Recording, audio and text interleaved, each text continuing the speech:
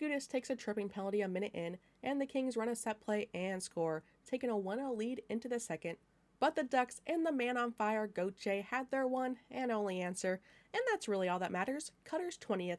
Killorn handles a bouncing puck, quite the play, and gets it back to Carlson, and like we've been seeing a lot recently, he puts it right in Cutter's wheelhouse, one motion, back of the net, Leo jumping for joy. The Kings responded 31 seconds later, but hey, Cutter's 20th, so who cares? Oh, and then they scored 4 more after that. Ducks lose 6-1, but Cutter's 20th, so we good.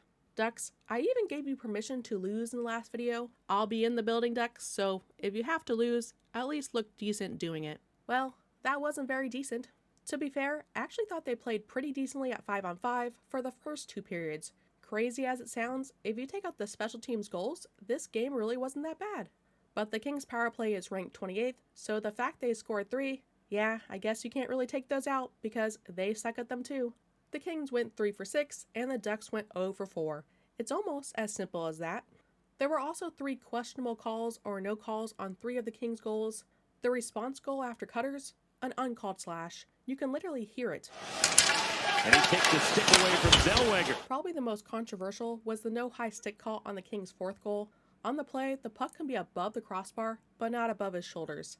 Looked to be above his shoulders. Ducks challenge, and our video coach has been solid all year, but I guess it wasn't enough. That's kind of when things really fall apart. The last questionable goal, the Kings' 5th one on the power play, Dostal was clearly interfered with. His head literally moves. He was on the edge of the crease, still technically in at the point of contact, but the Ducks had already used their challenge on the high stick call. So if you take out the special teams goals and the questionable goals, Ducks lost 2-1. Like a typical Ducks-Kings game, a 1-goal game. That, my friends, is probably the type of thinking Verbeek has had all season, because that's the only way he hasn't made any coaching changes. And I'm not even talking about Cronin. Clune and Thompson better be gone the day after the season ends, or I'm going to crash out. Actually, I guess I kind of did in this video. At least one Ducks player knows they have a long way to go. When asked if the Ducks have turned a corner with their 19-point improvement this season, Trouba said, "It's a pretty far back corner. If that's the corner we're trying to turn, I think there's a lot more to be had, and a lot more that we can strive for." Thank you, Trouba, for basically being the first Duck to say something like this all season.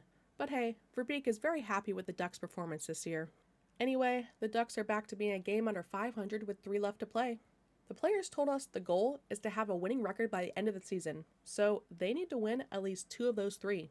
The Ducks will host their final home game on Sunday against Colorado before closing out the season with a back-to-back in Minnesota and Winnipeg on Tuesday and Wednesday.